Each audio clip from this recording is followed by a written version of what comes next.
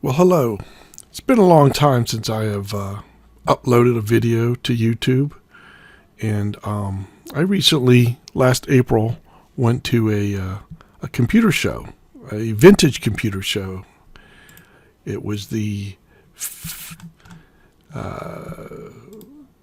Vintage Computer Federation, one of their shows east, and here's a gallery of some of those people. Some of the things, these people are awesome and things that they do. Anyway, got me thinking about my work history and some of the stuff that I used to work on long time ago before I got into computers. Most of my job centered around serial data communications and either RS-232 or 5.30, a little bit of V.35, although we shied away from those big-ass connectors. But anyway, I started looking around for some software that could do some data testing, line testing or equipment testing or long haul testing, whatever you want to call it. And I came across this product called Serial Bert, and I thought it was a pretty good, interesting little product. Serial Bert is a command line utility which performs a bit error rate test on serial lines for Unix and its variants. Pretty awesome stuff.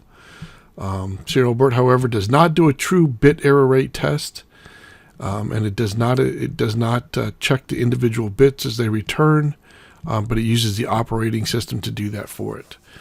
I have some other test sets I'm going to show you that do actually test everything thoroughly, and we'll get into that a little bit later when I start talking about time division multiplexing, which is really where I want to go.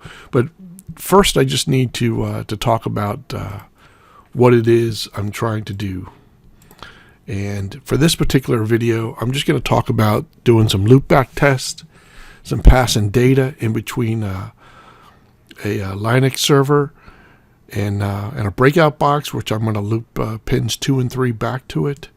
And then we're just doing basically comms testing, and then I'm going to actually see what that data looks like at a video terminal. So let's just jump right into this.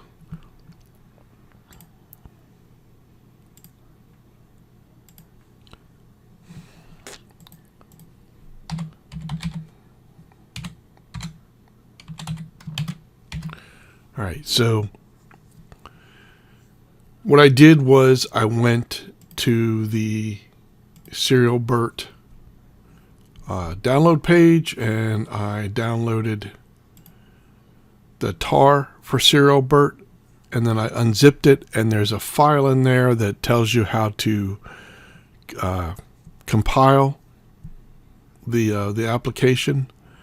And then once you get everything compiled and all that, you end up with, I put it in a particular folder called SerBert, and you end up with all these different files, and you end up with a program called SerBert, this one here, that you can actually just run from the command line. What's interesting about that is that,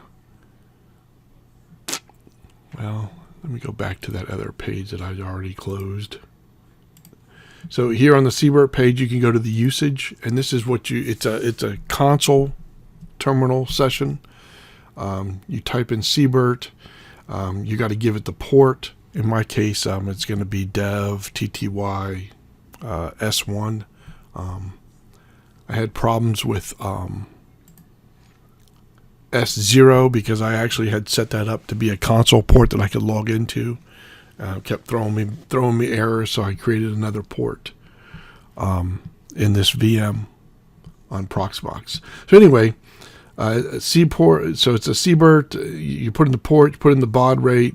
A couple things you can do is you can make it in continuous mode, make it in diagnostics mode where it shows you more information. You can display further information on the test. You can display help. Intermediate results if you want to see intermediate results. You can give it a number of minutes that you want to run the test and a number of bytes. You can also set the string, and I'll talk about that in a minute, what that means. But anyway, you can just go to this home page up here and read all about it yourself. So if I just go back to my unit, my Linux setup, I got a command that I can run, SerBert. Again, my device, I'm just going to use TTY S1. My baud rate is 19,200, and I'm just going to do a regular test. So if I hit that, basically it's going out, doing a loopback, and coming back in. I could actually give it some other switch settings or options to be able to give me like what's going on, how much time or what's going on, how much bytes have been sent, and in this case, as you can see, the test is over. I sent 124 or 1,024. I got 0 errors, 0 timeouts, 0 corruption, and it took 17 seconds to run. Right, so that's pretty much it for Serial Bert. I mean, there's a lot of things that you can do with it, a lot of things that you can play with it. But one thing I did want to point out is this hex string. This is actually what it's sending out, this hex string of all this data. So it's sending this out one by one and expecting it to get it back. Most of this is ASCII2 data. So you can actually, I have another RS-232, or it's basically it's a quick reference card for anything serial data communications. I've had this thing forever, and these are actually the hexadecimal characters that you can that are being sent. So you could actually go back and look at the individual hex characters on here and see what they are. Of course, it's 001, and so it's going to go in order. So if you go actually find 001, it's a SOH, 002 is a STX, 03. Anyways, you get the idea. It's going to tell you what the character actually is. And but another thing that you can do is you can actually go, and I've got it set up so that I can do another terminal session from a different computer. So we're going to go ahead and monitor, and we're going to run that test again.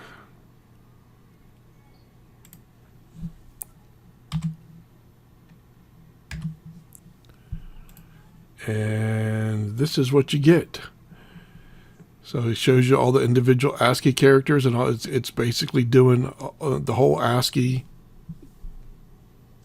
chart as it runs.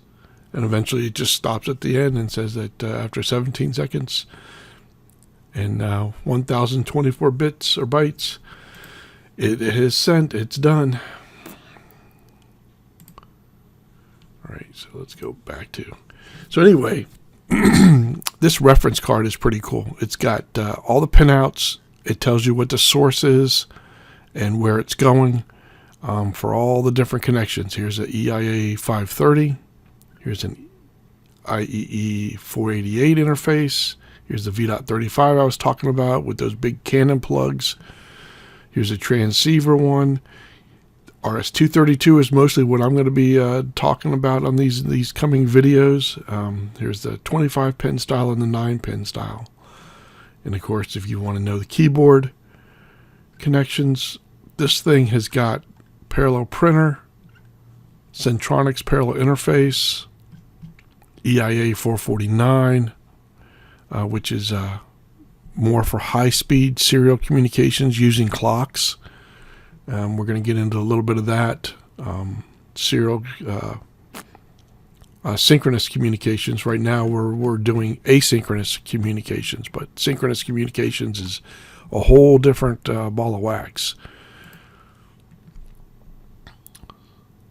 So what else did I want to show you? I think I wanted to show you my setup. So again, here is the pinout. This is what we just did. We sent data out, came back in, and then we monitored it on the workstation the one time so we could see what was going on.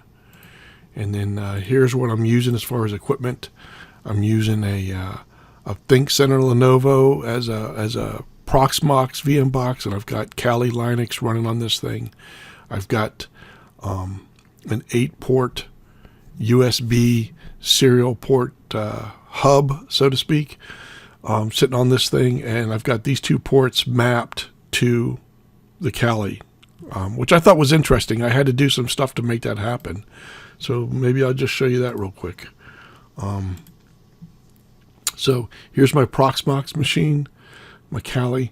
This is the hardware that's on here, and like I said, the very first serial port I had running was this one right here, and I was testing with it, but I also wanted to make it a console port where I could actually remote into the Kali. That's one of the things I wanted to do, was to be able to pretend like I was going a long lease line, landline into the Kali machine, and be able to start a terminal session or a console session with that computer.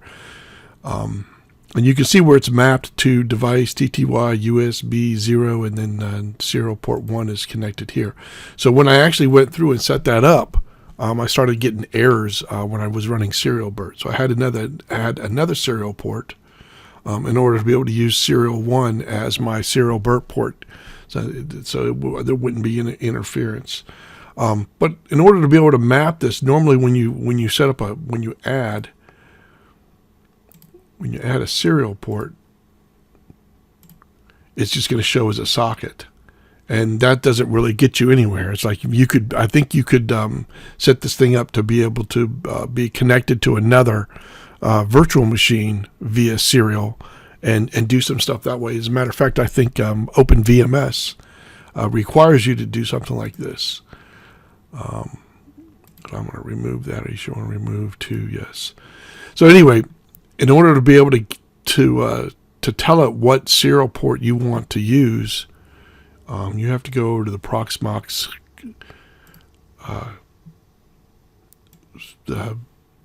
the Proxmox system itself, and you have to go find the configuration file.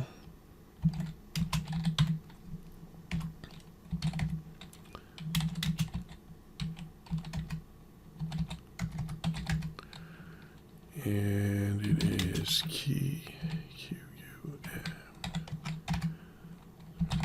So there's the configuration file, and you can just do nano and click on the configuration, and you have to go up here where the serial port shows up, and and you actually have to type in where the device that's located on the Proxmox server itself.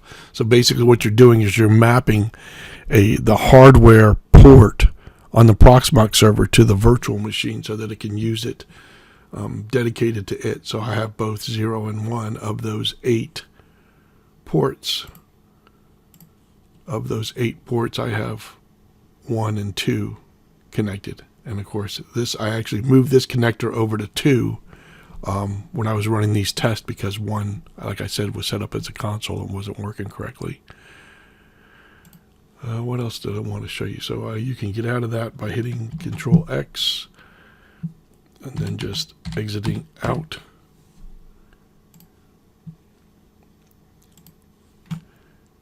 All right.